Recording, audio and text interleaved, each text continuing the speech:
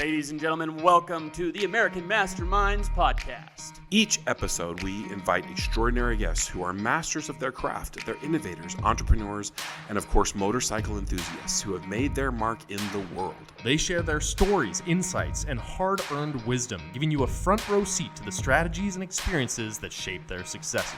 So sit back, grab a drink, and get ready for an exhilarating ride as we dive deep into the minds of these exceptional individuals. Along the way, we'll uncover powerful strategies, gain fresh perspectives, and explore the limitless possibilities of what it takes to be an American mastermind.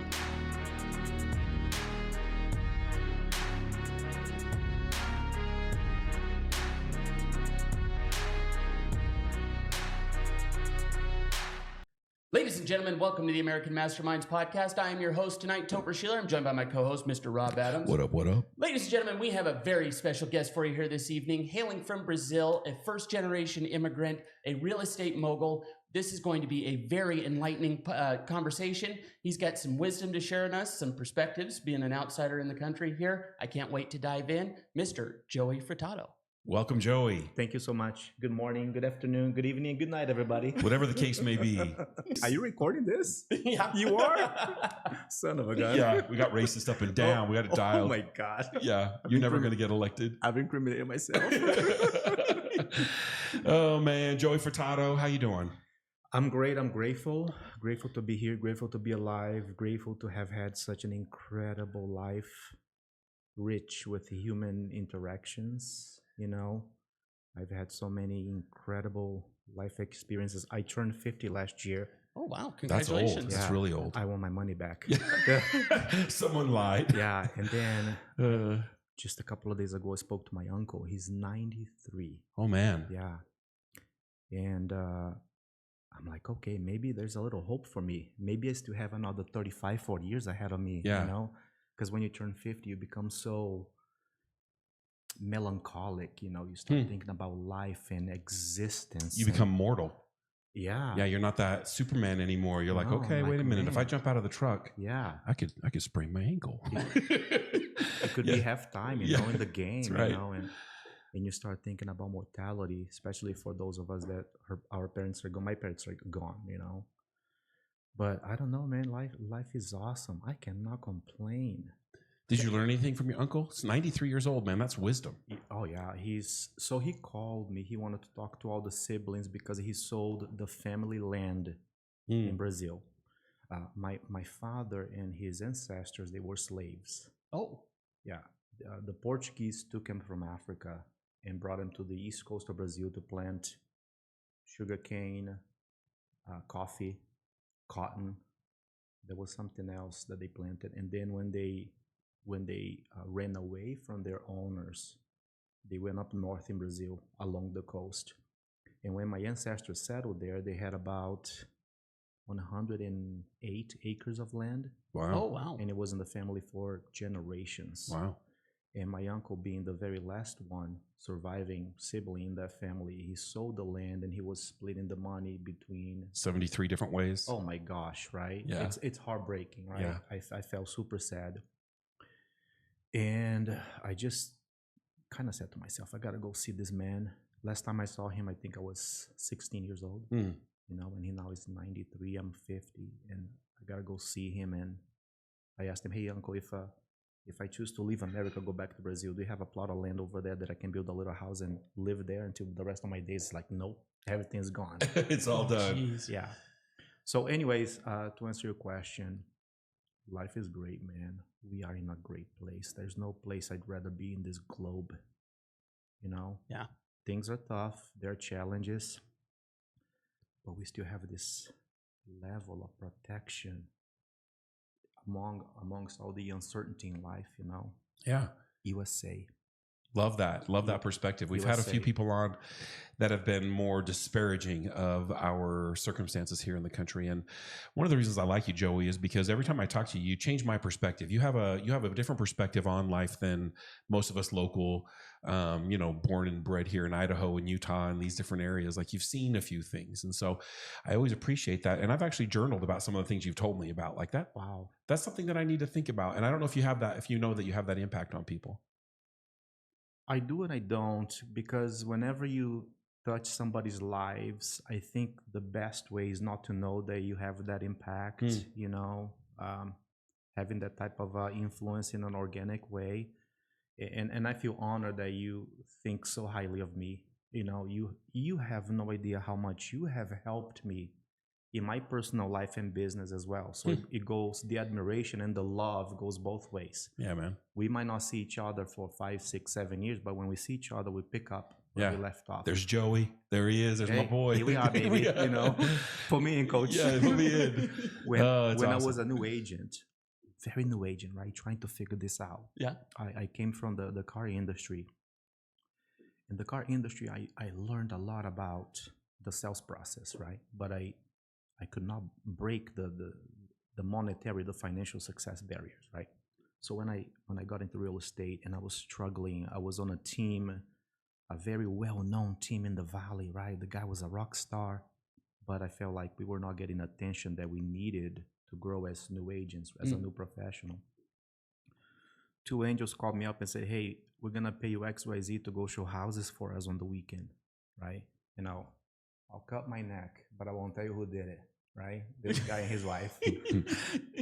And then on the weekends, I would go show houses, right? And I would get his clients all pumped up to buy a house, you know. I would show them the features, the advantages, the benefits, the price, the location. And I would bring them back to him and his wife, Annie, and say, hey, they're ready. Yeah. Let's put an offer in. That's right. Right? That's awesome. That's awesome, right? Yeah.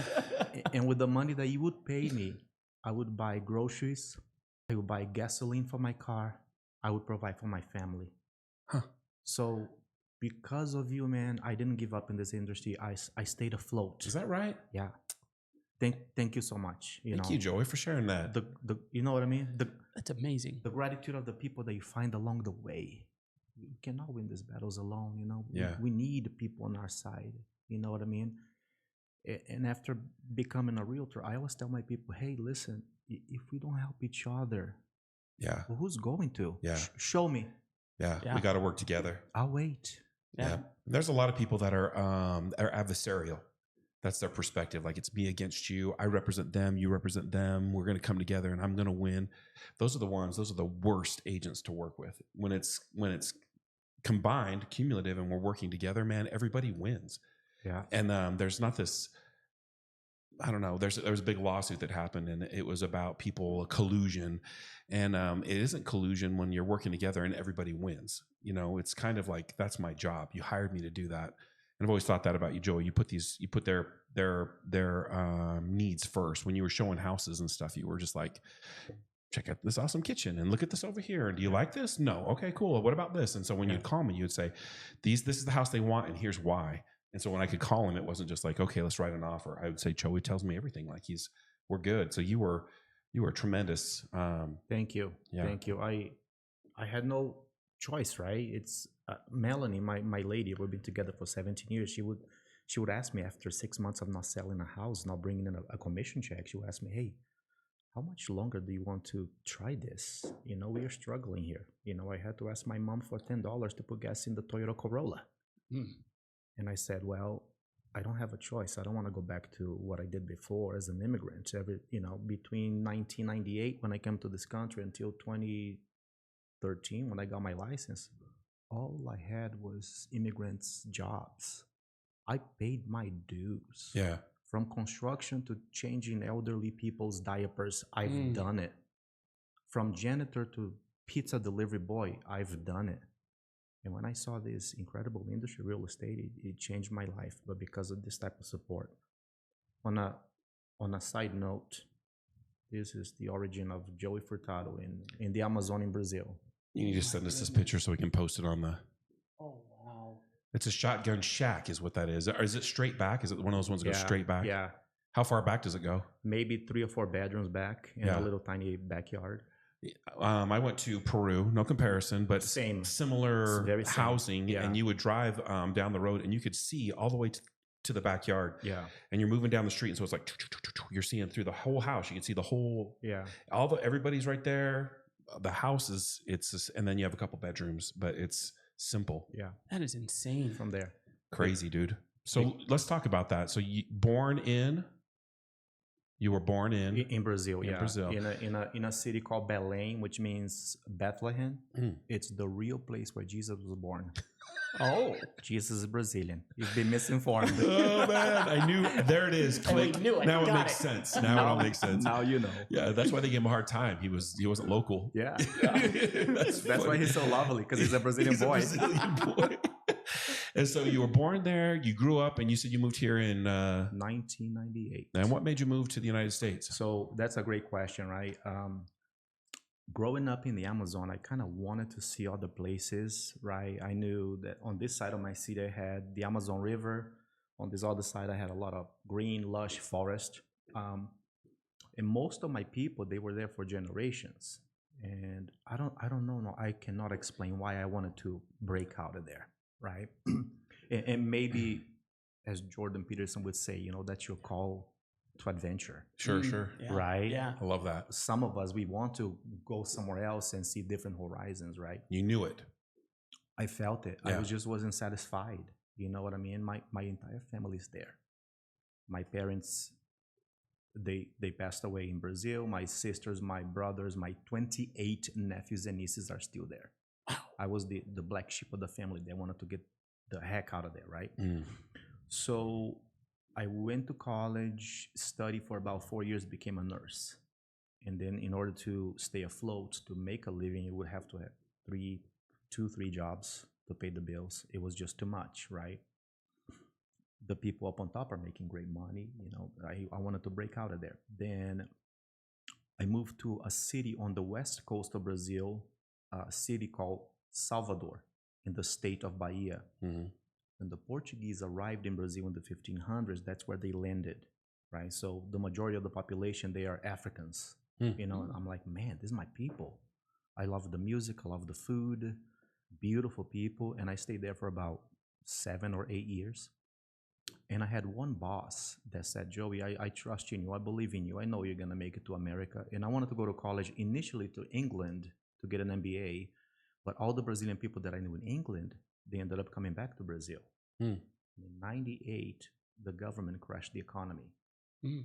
All this socioeconomic turmoil that you're seeing in America between 2010 and 2024, I saw this happening in Brazil in the late 80s and in the 90s.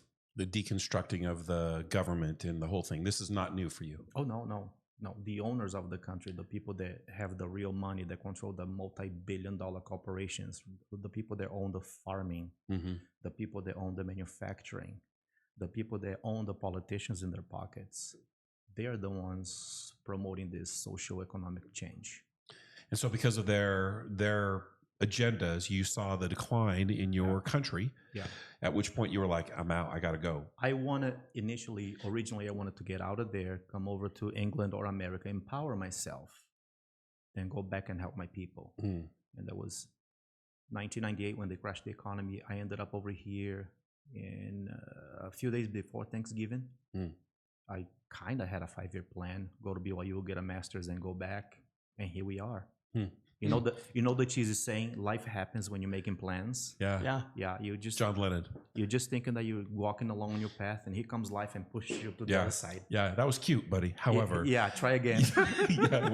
we're going this direction. Yeah, that's good. So you come here, you're going to BYU. What are you studying? So I didn't go to college at all. I tried a few classes at Salt Lake Community College, but it was extremely difficult to work 2-3 jobs during the day.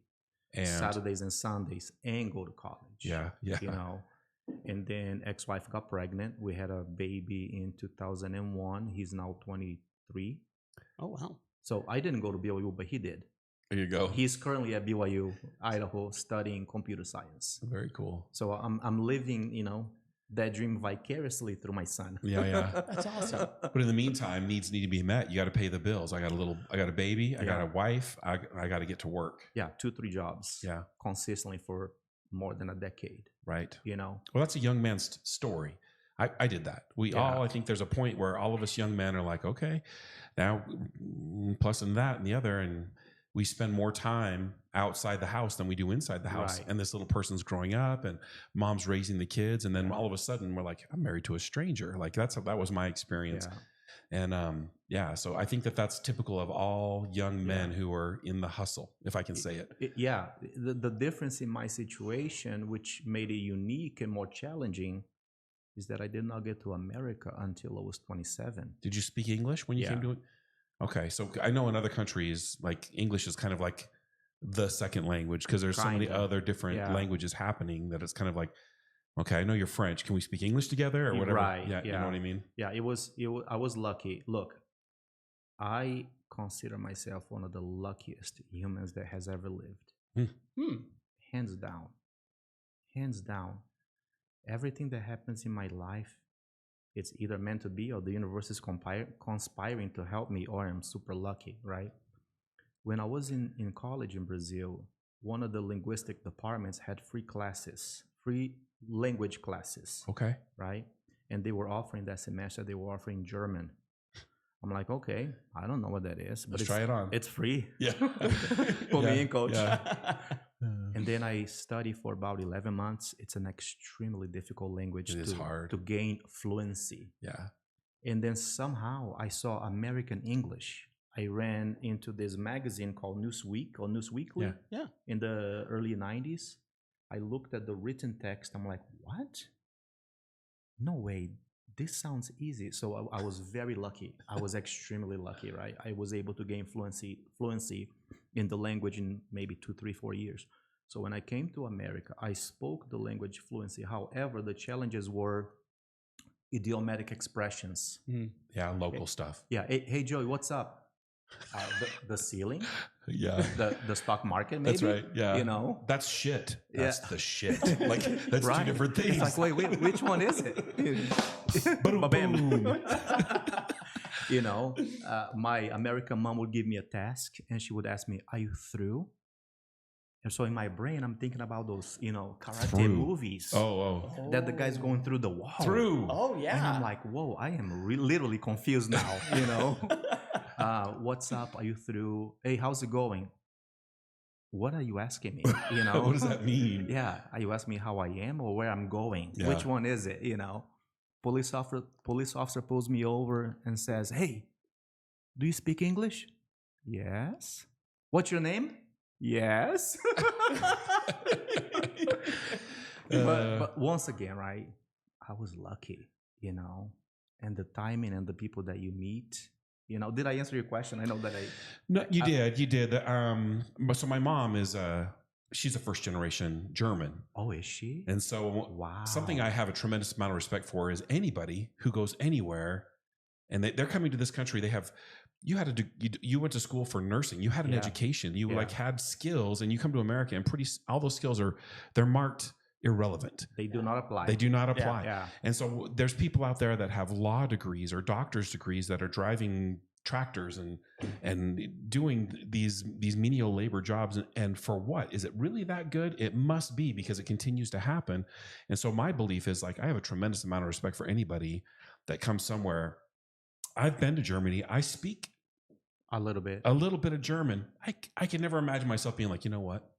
I think I'm going to move to Germany and start from scratch, not being able to communicate, not knowing a soul, and just, man, amazing. Like, I think about that a lot, and my mom coming over here and the guts it took for her to do that. And that was back before they had cell phones and all the things. Like, she came over here and got on the train and came across the country, no map, no, hey, I'm in New York. I made it. I'm on my way. Like, anything could have happened. Yep. And so I think about these sacrifices and journeys, and I have so much respect for it, because I feel that way too, Joey. I feel like my life has been blessed. Oh my gosh. Yeah. And how lucky am I that I got to be born already here? I had a head start. Like, I speak this. I know what that means. What's up? I know what that means. And so, you get me. You get what I'm trying to say here? Like, absolutely. Yes. Way to go. I do have a question. Did your mom travel over here alone? No, she came to the United States with a sister missionary who converted her in Germany. Wow. And so she left a agnostic at best family and came over to kind of a Christian radical world by definitions of, activity in a religion. That she came to a kind of a crazy place. And so she really went from black to white, or vice versa, however you want to put it. And that takes so much courage. Yeah. And I don't mean that to brag that I'm courageous, because I am a victim of fear once in a while. But it takes a lot of courage. I often wonder, did she know what she was getting into fully? Did you know as a young man, like what you were like? No. No. You were stepping into a ring with Mike Tyson and you didn't even know. You're like, I can throw fists. I did have a sense that things would be better, or I would have better opportunities, right? Yeah. And can't get worse. Correct. Yeah. Correct. My lawyer told me when I showed him that picture of my house, he said, I want you to take comfort in the fact that you will never, until the day you die, you will never go back to that. Yeah, yeah. And I thought, wow, hold the fort. You just gave me an incredible perspective. Mind blown. That no matter how things are difficult today, you know, if the economy is changing, political turmoil, you know, riots, whatever, I know I'll never go back to that level, you know, as the great philosopher Drake would say. Start from the bottom, now we're here. Start from the bottom of the whole team here. You know what I mean? Drake. You know? Bringing the wisdom with Drake. Yes, that's legit. Man, that's right? good. And then look, for your mother, right? I think she probably had that hope in her heart. Hey, it's gonna be better than what I have now. Personally, my biggest concern was this, right? I was in my mid-20s when I thought about coming here. For some reason, my biggest fear was this. What if I don't go? What if I don't try? And I visualize myself at 50, 55, 60 years old in the future. Would I regret the fact that I didn't go? Interesting. And that was my biggest fear ever. Of missing it. Yeah. Wow, dude. What if I don't do this? Am I going to regret it in 2, 3, 4, 5 decades from now? And that type of fear consumed my soul. Wow. What a powerful That's a to driver. have that young. I went to Rio to get my visa, my American visa. At the time, you know, the ambassador had to look at you and make a decision. You're going to go to my country or I'm going to deny your visa. You can go. Simple as that. Yeah, that's my power, right? Yeah, over your future, over your destiny. And he looked at me and said, so you're from the Amazon, huh? You're going to go to America, right? Interesting. I guess you're a risk taker. I never heard the terminology before, risk taker. I'm like, what do you mean? Well, you could leave your home right now since you're in the Amazon and a tree could fall on your head or a coconut could fall on your head and kill you, which interestingly enough, people do die by coconut fall in the Amazon. Assault by coconut. Yes, yeah. I read something somewhere. Isn't it more coconuts kill people than sharks or something like that? Possibly. We have to Google it up, right? GTS. Yeah. You know the expression DTS? Yeah. Google that shit. Google that shit, right? The fear of not trying and regretting in the future just weighed heavily on my conscience. And I'm like, I got to do it. Even if I cannot move forward or can't succeed or it doesn't work out, I can always come back to, right? Yeah. Ground zero, you know.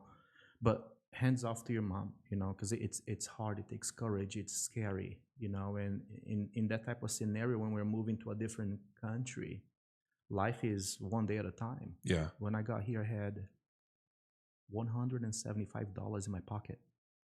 Wow. So let's talk about that. You 98, you arrived here with less than $200 in your pocket. 175. That's the name of my LLC. 175. Hashtag never forget. Hashtag blessed. Hashtag blessed.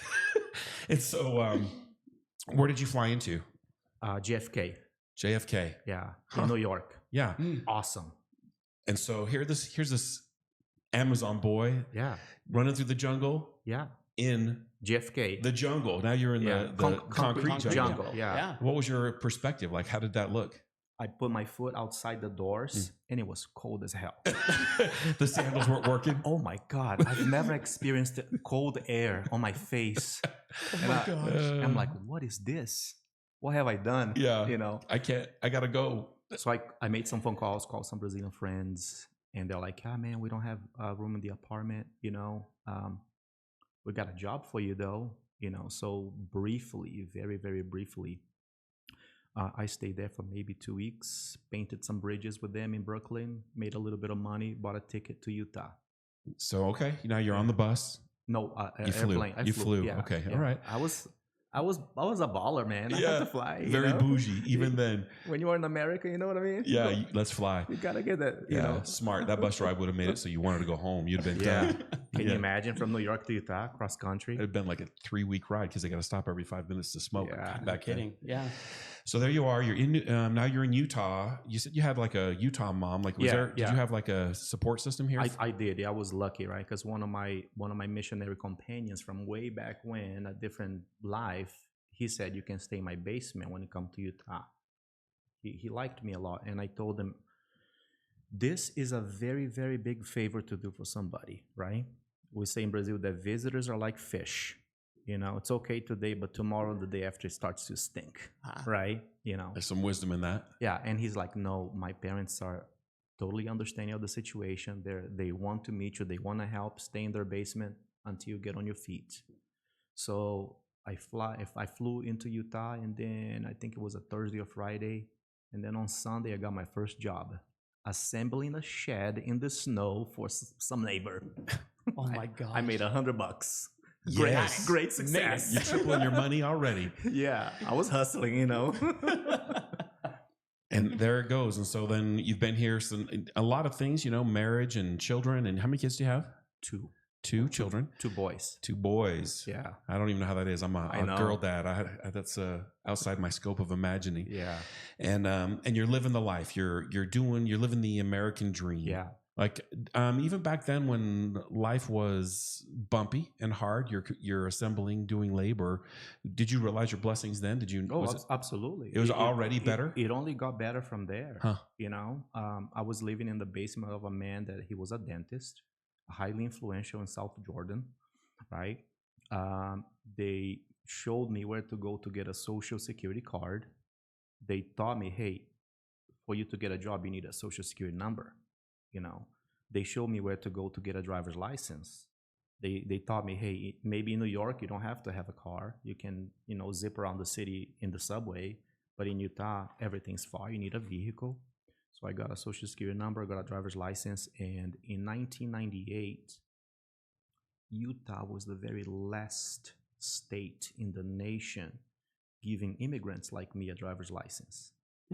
Every other state has shut the doors, right? And in my humble opinion, I think it's because of the influence of the church here. You know, the gathering of Zion. They wanted everybody from all nations to come here. So eventually they kind of closed the doors as well. They stopped giving immigrants driver's licenses. They gave them some kind of a tax ID number and a driving license permit or something of that nature, you know. And then once I had those documents, my first legitimate job, I was working for a temp agency at Specialized Bicycle Warehouse. Okay. In West Jordan. Yeah. You know, just lifting boxes in the snow all day. Unloading the trucks, loading the trucks. You know, then after that, after a few months, they transferred me to an office. I was working for Smith's Food and Drugs in the mail room. Oh, wow. That's the legitimate, most desirable immigrant job. The mailroom. The mailroom. It's heated. It's air conditioned. Yes. You get to sit down sometimes. Yeah. It's so fancy. It's in the movies, right? It is in the movies. Ask Tom Cruise, right? Oh yeah. Yeah. And Elf, he worked in the In the Don't get mailroom. me wrong. Yeah. So I was, you know, hopping from job to job once in a while, and in 2018 to 2013, 15, 16 years later, you know, I became a realtor. How'd you get into real estate? How'd that happen? We have a friend in common, JR. Yeah. Right? Yeah. Kevin Bacon looking guy. Yeah. Right? Handsome devil, this Yeah. guy. Seriously. Yeah, he's good looking. We sold cars together for a very big dealership in Utah. And at the time when we were working together in West Valley City, he was always talking about mortgages, buying properties, flipping properties, commission checks, cash flow. And I was over here listening, right? Once again, right? It's like a whole new language. Another lucky event, you know. JR, what is this? Talk to me. Teach me more. What about this? JR, I'll tell you what. Do you think about going back to that industry? Because he was flipping homes and he was working as a loan officer before the crash of 2008. Okay. Right? And So you caught him kind of when he was on the 2010. The out. Yeah. 2010, everybody stepped aside, right? Everybody stepped out of the game and they were figuring life out. And I said, JR, do you think about going back to this industry? Because it sounds really profitable. It sounds delicious. He's like, yeah. And I said, when you go, take me with you. I'll do whatever it takes. I'll wash your car. I'll vacuum your house. I'll do your laundry. I'll cook for you. I don't care. This sounds really promising. And he's like, okay, I'll take you with me when I go. And that was in 2010, 2011. So in 2012, he got his real estate license. He went and worked with that team at Century 21. Oh, yeah. And in July 7th, 2012, he called me and he said, hey, are you ready? Come over. So I became a licensed realtor in August 12, 2013. Oh, wow. So you just had your license for a few minutes when we'd met. Yeah. Maybe half an hour. Half an hour, Yeah. tops. Yeah. They told me, don't touch it because the ink's still wet on it, That's right. Yeah. Huh. Well, something that, I had been, I was doing coaching, real estate coaching at the time. I thought I knew something about the business, which Shocker. yeah. Can you elaborate on that? So now I've been in for almost 15 years. Right. And then I look back at that young man who thought he knew something about the business. You know what I mean? Yourself? Myself. Yeah. And I knew very little. I had the disciplines, the sales disciplines, the conversations per day. Right. I understood the fundamentals. Yeah. But like to say that I could be a real estate coach back then was pure ego. Like I would not take coaching from that kid. However, the basic principles are always the basic principles. Like you have to have a system. You have to have goals. You have to have all these different things. And we sat a few times, Joey and I, and we talked about these things. And I thought you were incredibly coachable because I would just be like, hey, this is what I'm doing. And you're like, okay, I think I'm going to do that. You know what I mean? And you would get to work. The other thing, when I would call you, it didn't matter if you were crushing it in real estate or not. You always had an optimistic mindset about the business. And it seems to me that real estate is 80-90% is mindset. Like you have to believe that you're in it for the right reasons. You have to be doing it with a positive mindset.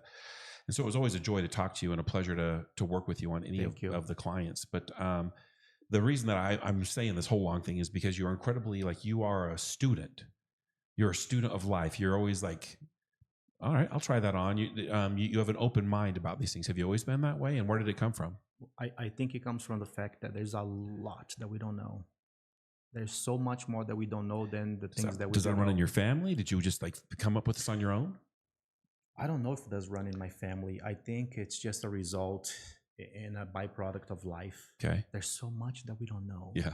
You know, when a client calls me and say, hey, I'm looking for XYZ and I want to do ABC. I don't know what that sounds like, but let's find out together. Yeah. There's so many different levels of playing the game that we have or have not been exposed to. Right. You know what I mean? So we don't have a choice. You know, we just need to have that thirst. I want to know how to do this job so I can deliver the best result for my client. Right. For my life, for my sons. Right. You know, I've been telling my sons lately, listen, guys, my son at BYU, right? Semester ended. And I told him, come over to Saratoga Springs, spend your 3 weeks with me. Let's make a little bit of money together selling real estate. You know, there are some things because he's studying computer science. So I want him to help me with some of his strengths when it comes to technology and setting up a website and right. I never saw a VCR until I was 14 years old. Oh goodness. Right. So our generation, we have challenges with technology. Came to find out that he was cleaning apartments in those 3 weeks, right? And I told him, I appreciate the hustle. I like to see the hard work. It's honorable that you're doing what you're doing to make a little bit of money for tuition. But I want you to know this, son. I started here. You get to start from here. Yeah. I came over here 26, 27 years ago to lay the groundwork. So you don't have to struggle in the same level that I did. And they are the ones that are going to kind of harvest the benefit. Mm-hmm. My sons, your daughters. That's right. Know? They each have a property now that if I pass away tomorrow, they have shelter. Right. So let's start right there. They have shelter. That's a great advantage. Huge win. Yeah, they don't have to go out there today and buy a property and pay 7% interest rate. They don't have to go out there today and buy a property and pay $3,500 a month. Right. I own properties that the mortgage is $1,350. That's much less than most people's truck payments. Yeah. So this is the type of legacy that I think about leaving to our children. Legacy. I love that. Right? No matter That's how the big, magic. no matter how small it is, it's something, you know. It's, as we say in America, right? I'm gonna give them a what is it? A heads up, a legs up. Yeah. What's the expression? A leg up. A leg up. You know. Amen to that. USA, baby. USA. Powerful stuff. Well, you know, Joey, I've learned quite a bit about you, and I've known you for a minute, and so I appreciate you sharing your story with us. As you sit here now, and at that ripe old age of 50, because that's old. I'm going to reiterate We'll get in that. there. We got some mileage, you know. Yeah. The engine is broken in at least. Yeah. Right? A little bit. Just warmed up. Just warmed If up. you were a car, you would have a vintage license plate. Yeah. You know what I mean? I like it. Yeah. That's not fair. So would I. Yeah. So as I ask this question a lot on the podcast, because the truth is, the success has our good life has secrets. It has keys. There's patterns that we're seeing again and again. And so the question that I'm going to ask you, as I've asked before, if you could look back at that 26, 27-year-old young man that was stepping out into New York, you put your arm around that kid, pull him aside. What advice would you give him? I would tell him this, right? I would say, hey, front load all the hard work now. Front load every single ounce of hard work and sacrifice now.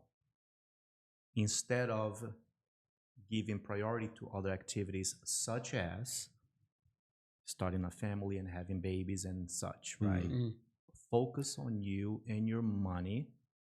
I'm going to just get raw. Focus on you and your money, because life gets a lot better when you are in your 40s, in your 50s, and you have those reserves, right? And here's another aspect.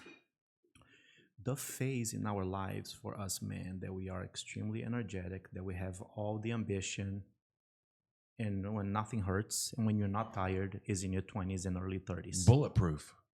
Yeah. Yeah. You're Superman. Yeah. I'm going to go move to a different country with $170 in my pocket. What could go wrong? How hard could it be? Yeah. Well, what's the worst? Yeah. Bring it on. Bring it. I'm Bring ready. it on, life, right? Yeah. But after 37, 40, 45, everything is slower now. It takes twice or three times more effort to get things done compared to when we were working hard in our 20s, right? That's right. So I think to answer your question is what I tell my sons, you know, the party gets better when you have a little bit of money in your 40s and your 50s. Yeah. You know, I have a wonderful client. He did just that, right? He focused on his business from the day the high school ended until the age of 31, 32, 33. He doesn't work anymore. He enjoys life every day with his beautiful wife, with his little baby daughter, and they have another one on the way. That's all they do. You know, they go for hikes, they go to the park, they travel. He built a wonderful business in the span of time of what, maybe a decade, 15 years. And moving forward, he really doesn't have to work anymore. And I don't know. I think there's a lot of value in that counsel, in that advice. You know, we do need that type of as young men, we do need that type of direction. Focus. You know what I mean? Yeah. You know. It's a rare thing. Yeah, and most of us don't get it. Yeah. And it's not the fault of our parents. You know, our parents they did the best they could With what they had. with the information they had Yeah. at the time. Yeah. Right. And I mean, I think about my parents now. They were trying to figure shit out too. Yeah. Yeah. You know what I mean? Yeah. There's no such thing as adults. It's interesting as I'm a little bit older than you are, not by much, just a little. But the older I get, the more I realize that adults, this air quotes adults, it's not a real thing. I'm still just that kid figuring it out. I'm still just that boy being like, really? I didn't see that coming. Yeah. You know what I Yeah. mean? There's always these new things. And the older I get, the less I know. Maybe that's the wisdom is I realize I know nothing. There are so many things we don't know. Yeah. The amount of information and in life that we don't know is just overwhelming. It's overwhelming. And the more I learn about people, like I'll learn about someone that is in this industry. I have no idea about that industry. I don't even know. Like, of course someone had to make the the press that made the thing. And, Right. of course someone invented the paint that doesn't like it. Of course, it just doesn't even occur to me. I'm just going through life taking it for granted. But the older I get, the more I'm like, man, I really do appreciate the guy that invented the pickup truck. That's a good invention. You know what I mean? No kidding. Absolutely. Right. Right. Yeah. USA, baby. All day. You know? Yeah. That's awesome. Great answer to that question, by the way. Oh, thank you. Yeah, thank you. That's I don't know. Once again, I'm working with what I can only relay information to my children based on the experiences I've had in life. Yeah. Yep. You know, hey, watch for the landmine. Yeah. Hey, Don't step in that. Yeah, this over here could be a problem. Yeah. You know, this happened to me. Avoid that. Are your kids old enough now that they're listening to that, though? It seems like there's a period of time where you're dumb. You're just that dumb dad. Like, oh, man, eye rolls.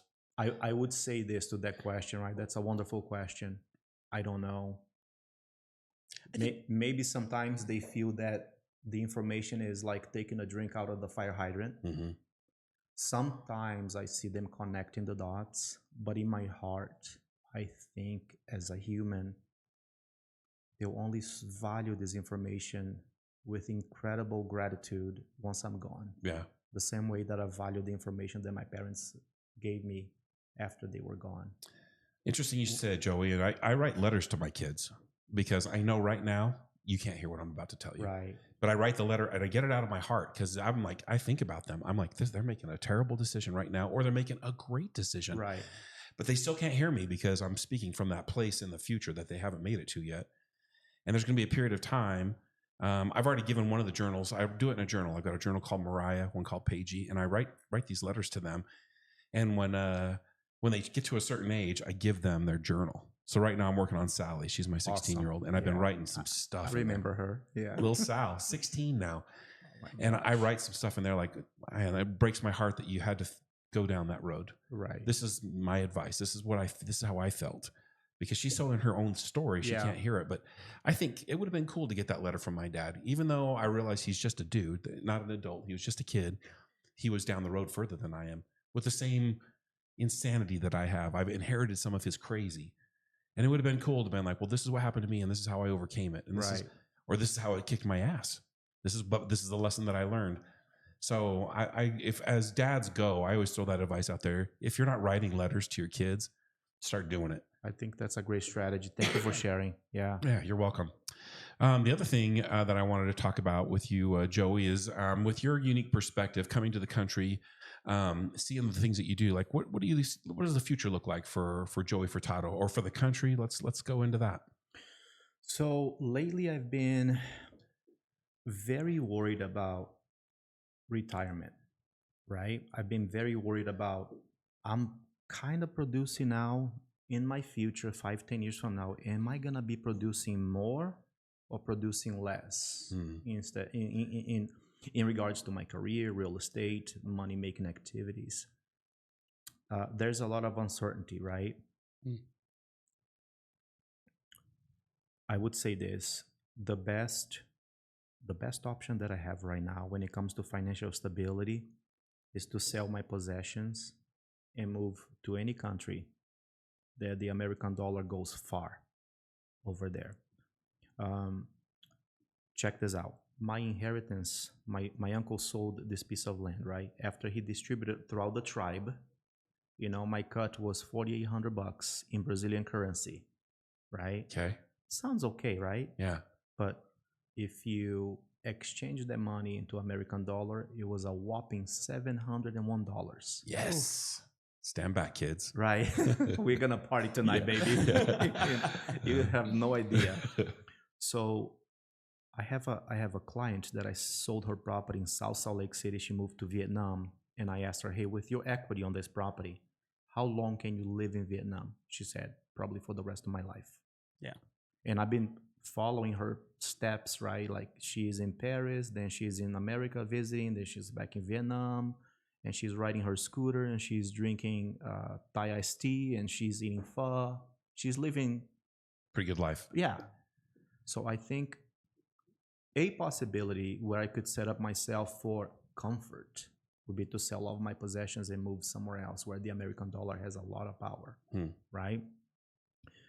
It is possible that the lifestyle that we have may become unsustainable in the next 2, 3, 4, 5 years, unless we find different ways to make money with a secondary source of income, a third source of income, a fourth source of income.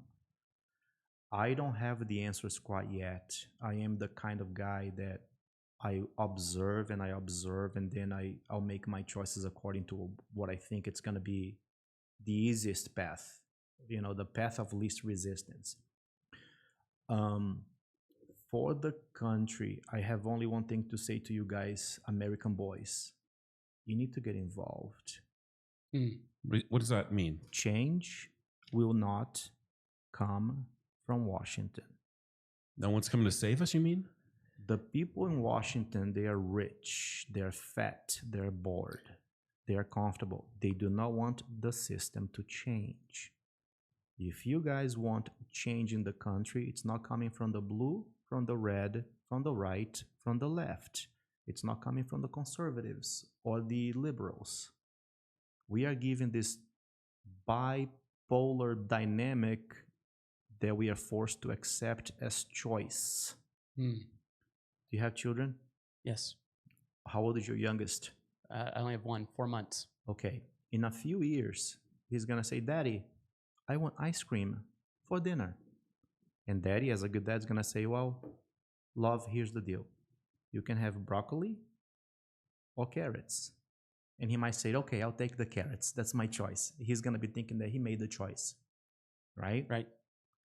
Those are not his choices. Those are your choices, right? Change will only come when the people on the ground get involved locally.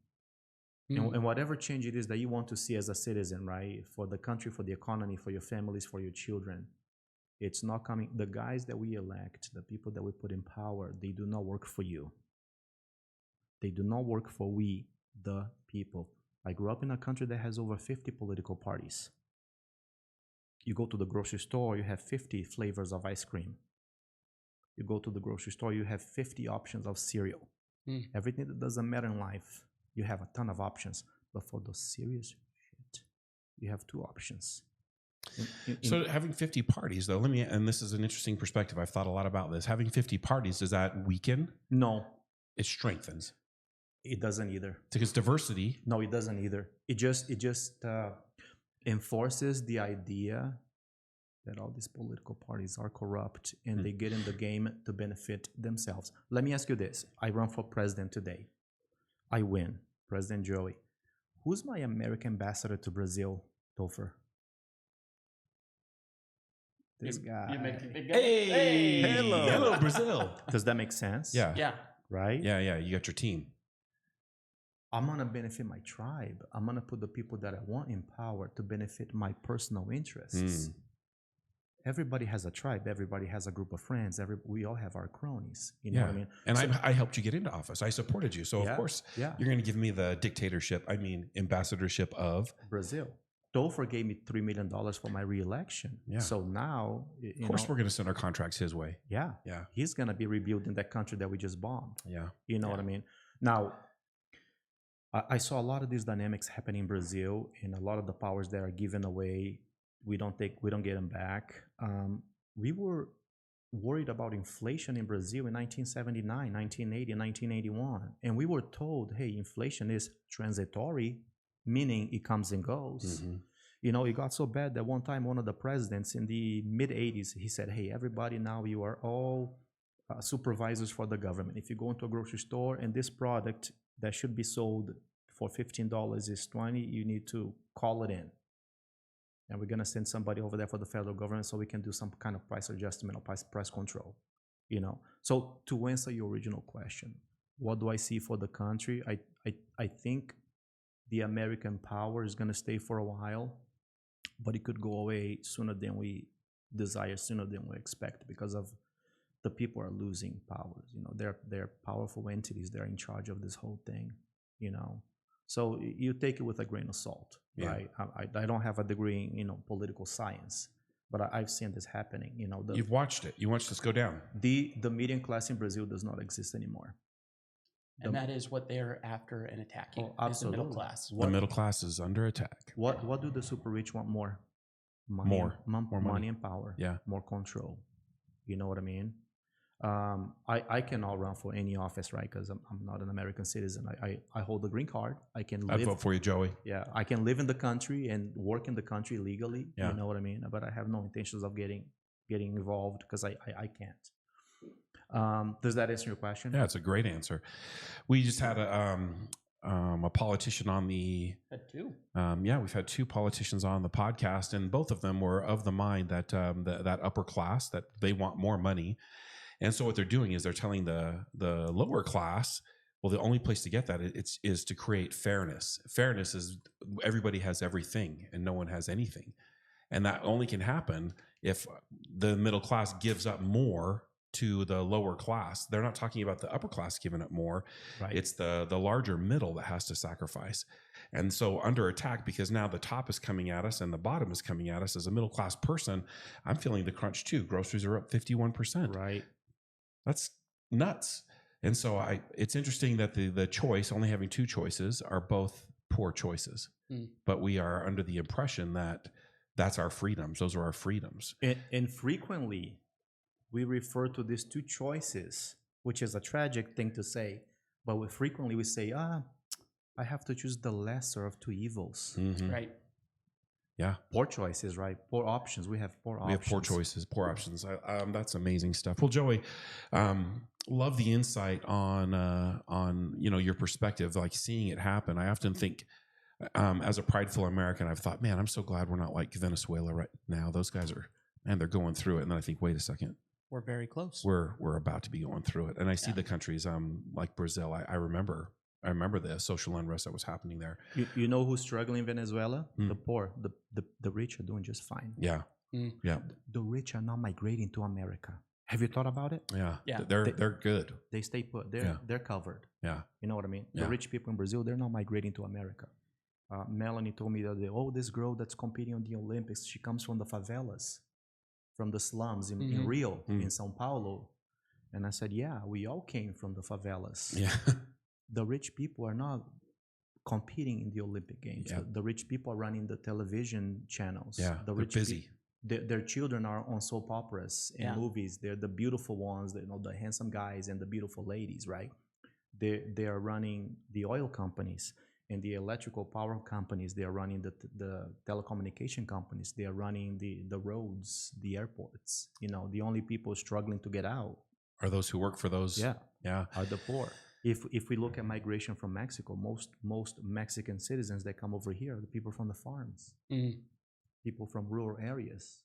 The rich are doing fine in any country that you can imagine. Let me ask you a question on immigration, if I may. And this might be, if you don't want to answer it, that's totally cool. But what could the United States do to leverage the position that we're in? We've opened the border. We've had this influx of people, millions of people come through. What's your perspective on receiving those people? Should we open arms? Should we be sending them out? What's the solution here? I don't know if there's a solution, but I do have a couple of perspectives on the issue. And this is extremely controversial, right? Let's go. They are here because we were there first. They're here because we were in their country first. All right. As a country, I love America, USA, but we are extremely interventionalist. Yeah. When I moved to America, I never saw anybody wearing a hijab, for instance. I never saw anyone from the Middle East. After invading Iraq, what happened? They came over here. Yeah. If you put your hands in a wasp's nest, you'll get stung. Huh? Right? So our international policing policy is backfiring. Interesting. Yeah. Now the authorities, the politicians, they would deny, right? Because there's a reason that we are there in other countries. Why were we in Afghanistan? What did they do to us? Nothing. They interrupted the flow of oil. Why were we there protecting the poppy fields? Right. Bingo. Always look to the money, the person who benefits the most. Yeah. Follow the money, right? Interesting. Do you see what I'm saying? Yeah. Now, can a country survive with free migration the way that it's happening now? Most likely not. Now, what is the demographic? Who is the demographic that benefits the most from having cheap labor coming to the country? Again, it's those large corporations that could use less cost, less overhead. Yeah. My father-in-law went out of business. He was a carpet guy for 40 plus years. He cannot compete anymore. Yeah. Yeah, I have friends in some- Texas that I've talked to, plumbers that have large plumbing companies that they're failing. They because cannot can't compete. Yeah, the prices, right? Now, what's the backside of that coin, right?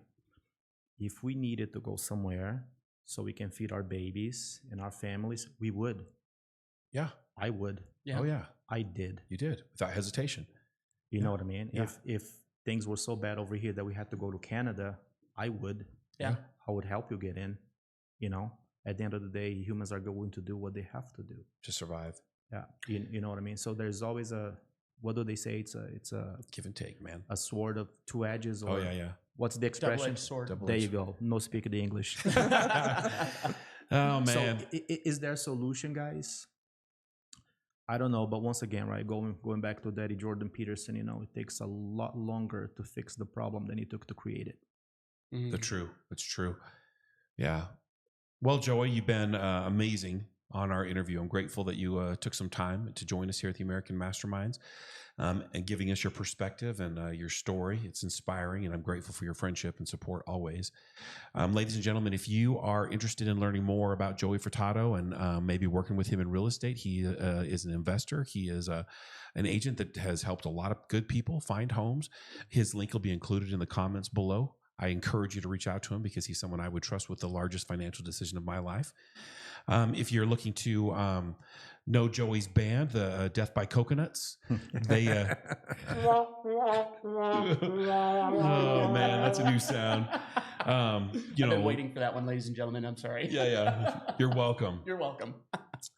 Joey's someone interesting to follow on the social media as well, and he's a good friend of mine. Grateful for your time. Thank you. Thank you for having me. It's a pleasure. It's an honor. I feel privileged to be in your company, in your presence. Thank you for everything you've done for me and my family in the past and in the present. And a pleasure meeting you, Topher. Pleasure meeting you. Thank you for coming on. All right.